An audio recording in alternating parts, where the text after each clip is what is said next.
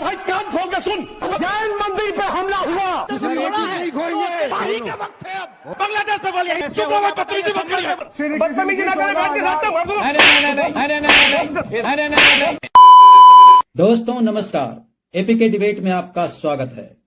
कांग्रेस तेरे कितने पाप।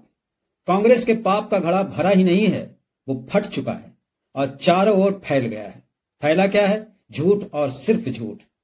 कांग्रेस वाले अमित शाह के बयान पर बवाल काट रहे हैं कि अमित शाह ने बाबा साहब अंबेडकर का अपमान किया। आज इस डिबेट में भाजपा प्रवक्ता शिवम त्यागी ने सारे पत्ते गिना दिए कि मोदी सरकार ने बाबा साहब अंबेडकर को जितना सम्मान दिया है, कांग्रेस 5% भी कर दिया होता तो बोला जा सकता था। शिवम त्यागी के जवाब में कांग्रेस नेता अजय वर्मा ने कुछ और ही अनाप शनाप बकने लगा, जिस पर एंकर अशोक श्रीवास्तव ने बाबा साहब की किताब को कोट करके जो बोला तो अजय वर्मा को शर्म आ रही थी। वो सोच रहा था कि मैं क्यों आज डिबेट में आया। उसे इतने जूते मारे अशोक श्रीवास्तव ने कि उसे मुंह सूझ गया होगा। आइए ये डिबेट देखते हैं। चालू करो बे।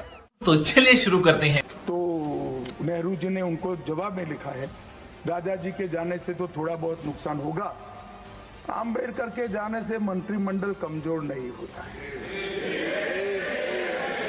बात तो सही है। ये जो फेक न्यूज फैला रहे हैं, ये जो वीडियो आगे बढ़ा रहे हैं, हम बिल्कुल भी इसको जो है लाइटली नहीं लेने वाले हैं। इन पर कार्रवाई होगी। रुको जरा। अगर किसी को कोई गलतफहमी है, कांग्रेसियों को ये पार्टी कांग्रेस जो है ये क्लिक पटुआ बनकर रह गए हैं। ये फर्जी नकली न्यूज फैक्ट्री फैलाकर सिर्फ एक ही चीज को आगे बढ़ाते हैं, चाहे वो 2000। आप मुझे एक चीज बताइए, अभी प्रधानमंत्री जी ने भी कहा संसद में इस देश के संविधान को बनाने वाले बाबा भीमराव अंबेडकर के लिए 2x2 की जगह भी नहीं थी। ये कहकर उनकी तस्वीर नहीं लगाई हुई थी कि जगह ही नहीं है।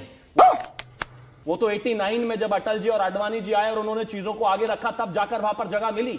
90 में भारत रत्न, अपने आप को हर रोज भारत रत्न देने वाले प्रधानमंत्री और ये खानदान अब 90 तक जो है, जब तक भारतीय जनता पार्टी समर्थित सरकार नहीं बनी, उनको भारत रत्न नहीं दे पाए। और अब छोड़ दीजिए, मैं छोटी सी और उपलब्धियां, मैं क्या कहता हूं, जो आदरणीय प्रधानमंत्री जी ने किया उसका 1% भी बाबा भीमराव अंबेडकर के लिए कर दिया होता कांग्रेस वालों ने तो बात क्या थी। सबसे पहले हिंदुस्तान के ऐसे पहले प्रधानमंत्री हैं प्रधानमंत्री श्री नरेंद्र मोदी जी, जो जन्म स्थान में जाकर बाबा भीमराव अंबेडकर को श्रद्धांजलि देकर आए। पहले इस देश में बहुत सारे प्रधानमंत्री हुए लेकिन कोई वहां पर नहीं गया। इसके अलावा अगर बात करें तो बाबा साहिब से जुड़े जितने भी पंच तीर्थ हैं उनको डेवलप किया। इसके अलावा उनका जो जन्म स्थान है वहां पर स्मारक बनाया। लंदन में जहां उन्होंने शिक्षा पूरी की वहां पर जाकर मेमोरियल का निर्माण कराया। नागपुर में जो है दीक्षा भूमि का कायाकल्प किया। इसके अलावा मुंबई में जितनी चैतन्य भूमि है उस पर समाधि स्थल का निर्माण कराया। और छोड़ दीजिए इस बात को, बाबा भीमराव अंबेडकर हमेशा कहते थे कि 370 नहीं होना चाहिए, वो इसके विरोधी थे, ये तो उसके खिलाफ खड़े हुए थे। छोड़ दीजिए उसको। आर्टिकल 44 कहता है कि इस देश में समान नागरिक संहिता होनी चाहिए। ये बाबा भीमराव अंबेडकर का विचार था। ये लोग तो आज तक भी उसका विरोध करते हैं। बाबा भीमराव से नफरत करने वाले आज के लोग इस तरह की बातें कर रहे हैं। भाई मजा आया। यूएनओ में पहला भाषण अब हुआ बाबा भीमराव को एड्रेस करते हुए। और इसके अलावा छोड़ दीजिए, संविधान दिवस आदरणीय प्रधानमंत्री जी ने अब शुरू किया। इसके अलावा बाबा भीमराव अंबेडकर जी के जन्मदिन पर जो है समरसता दिवस बाबा भीमराव अंबेडकर के लिए अब हुआ। ये लोग जो हमेशा इस देश में दलितों से, पिछड़ों से नफरत करते रहे, बाबा भीमराव से नफरत करते रहे, ये इस तरीके का रवैया आपका पूरे जीवन में रहा हो और आज आपको लगता है कि 14 सेकंड का 15 सेकंड का वीडियो बनाकर आप जो है इस देश में अगर गलतफहमी फैला सकते हैं और इस तरह की चीजें कर सकते हैं तो माफ कीजिए, जनता का मेमोरी इतना भी कमजोर नहीं है, काट की हांडी बार बार चढ़ती नहीं। और जिस तरीके से बाबा भीमराव अंबेडकर का अपमान इन लोगों ने किया, ये देश ना तो भूला है और ना भूलेगा।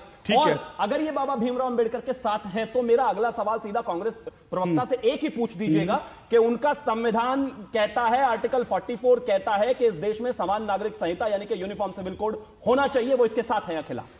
मैं कांग्रेस से ही पूछ लेता हूं, अजय वर्मा से पूछ लेता हूं। अजय वर्मा जी, ये क्लिप को काट छाट करके निकालना, और फिर मैंने कह रहा हूं आप थोड़ा देर से जुड़े लेकिन मैंने जिक्र किया कि लोकसभा चुनाव में भी कांग्रेस की तरफ से एक AI जनरेटेड वीडियो चलाया गया था जिसमें अमित शाह के जो बयान जो है वो बदल दिया गया था और इस तरह से चलाया गया था। आज एक बार फिर जो अमित शाह का जो 12 से 16 सेकंड का जो वीडियो चलाकर उसके ऊपर कांग्रेस पूरा हंगामा कर रही है, जबकि पूरा जो अगर ऑडियो सुनते हैं तो उसमें वो कह रहे हैं कि आप लीजिए, अच्छी बात है, आप लीजिए, बार बार लीजिए, नाम लीजिए, लेकिन कम से कम जो आपने गलत किया उसके बारे में तो देश को जानने का हक है। तो इस तरह का क्यों हुआ, क्यों इस तरह से फेक वो फैलाई जा रही है? अबे जल्दी बोल, कल सुबह पनवेल निकलना है। आदरणीय अशोक श्रीवास्तव जी, आप बड़े ज्ञानी पत्रकार भी हैं, एंकर भी हैं। मैं बड़े ध्यान से सबको सुन रहा था। अब मैं उम्मीद करता हूं कि उतने ध्यान से मुझे भी सुना जाए, टीपा टिप्पणी ना की जाए टूल किट के द्वारा। देखिए, सबसे पहले अंग्रेजों की नीति थी कि गाल पे रहता मार दो और बाद में सॉरी बोल दो। ये नहीं चलेगा इस देश में। ये भारत है, ये संविधान से चलता है, बाबा साहब के से।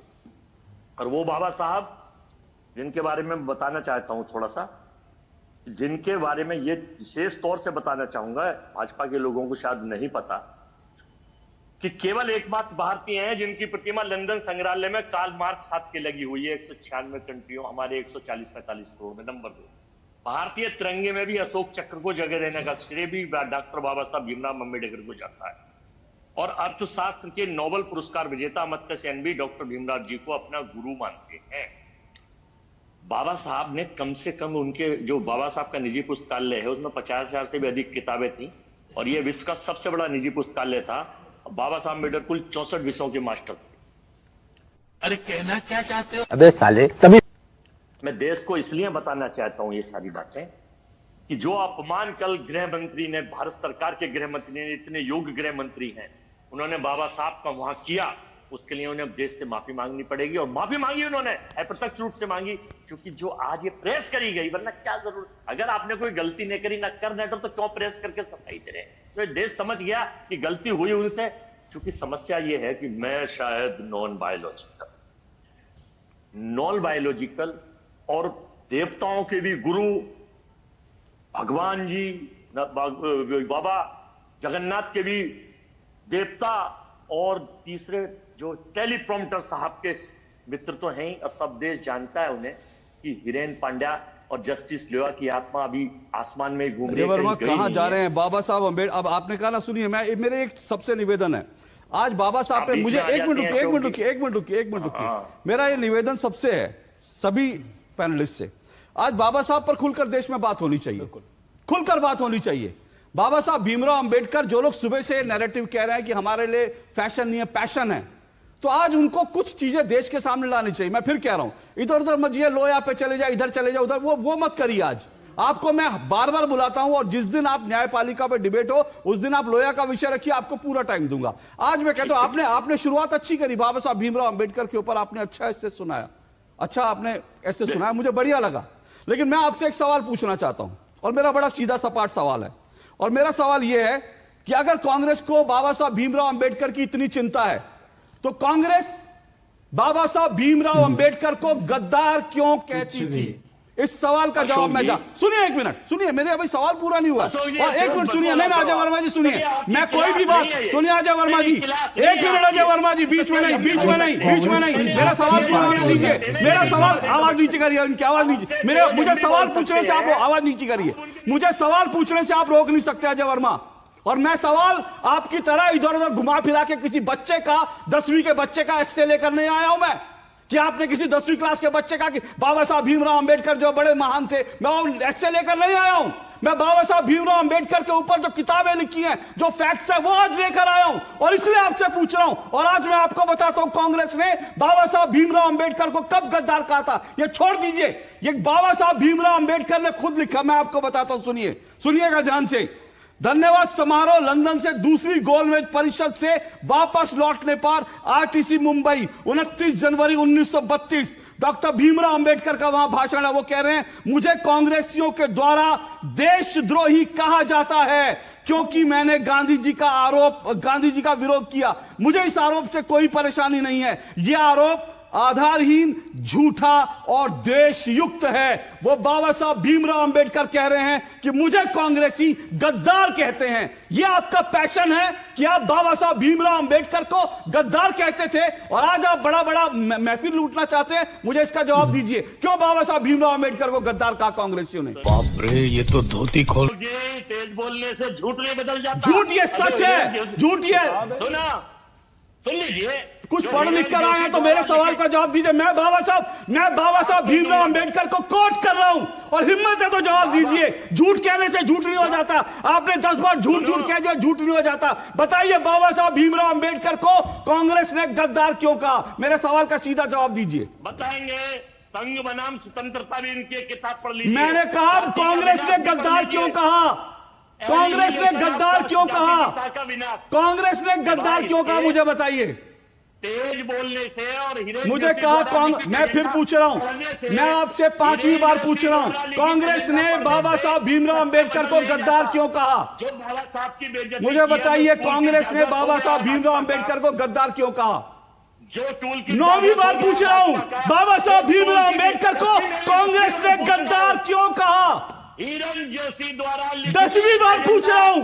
यह हिरण जोशी की किताब नहीं है, यह बाबा साहब भीमराव अंबेडकर की किताब है। बाबा साहब भीमराव अंबेडकर को कोट करके 10वीं बार पूछ रहा हूं, कांग्रेस ने बाबा साहब भीमराव अंबेडकर को गद्दार क्यों कहा? अब इनकी आवाज बंद कीजिए, बंद कीजिए, बंद कीजिए, आवाज बंद कीजिए, आवाज बंद कीजिए। हो गया। मेरे एक सवाल का जवाब नहीं है इन कांग्रेसियों के पास। एक सवाल सिर्फ मैं बार बार, और आज मैं चिल्ला के पूछूंगा। आज अगर बाबा साहब भीमराव अंबेडकर पैशन है तो बाबा साहब भीमराव अंबेडकर को ये क्यों कहना पड़ा कि कांग्रेसी मुझे गद्दार कहते हैं? मैं बाबा साहब भीमराव अंबेडकर को कोट करते हुए कह रहा हूं। और अब मैं आपको बताता हूं ये कांग्रेसी क्यों झूठ बोल रहे हैं। क्योंकि कांग्रेस आज की तारीख में झूठ की दुकान बन चुकी है। राहुल गांधी जो कांग्रेस का नेतृत्व कर रहे हैं वो आए दिन झूठ बोलते हैं। मैं आपको कांग्रेस के राहुल गांधी के झूठ गिनाता हूं, और आज राहुल गांधी के नक्शे कदम पर कांग्रेस झूठ की दुकान बन चुकी है। राहुल के झूठ।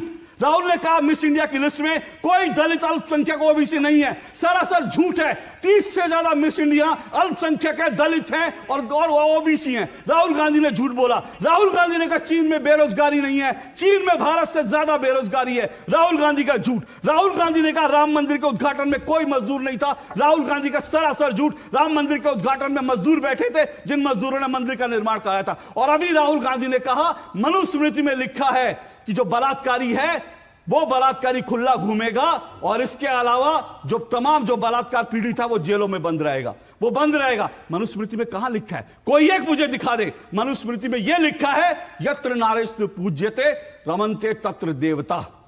ये झूठ की दुकान बन गई है कांग्रेस। दिक्कत ये है अजय वर्मा, और इसलिए मेरे ऊपर आरोप लगा के इसका उसका, मैं सिर्फ कह रहा हूं जो बाबा साहब भीमराव अंबेडकर के मैं उनको कोट करता चाहूंगा। एक एक सवाल के जवाब दीजिएगा अगर हिम्मत हो तो। आप सभी राष्ट्रवादी भाइयों से अपील है कि चैनल पे वीडियो तो देखते हैं मगर सब्सक्राइब नहीं करते हैं। 5000 व्यू के बाद में 5 आदमी सब्सक्राइब करते हैं, तो प्लीज सब्सक्राइब करें। आपके सब्सक्राइब करने से हमारा हौसला बढ़ता है। जय हिंद, वंदे मातरम, जय श्री राम।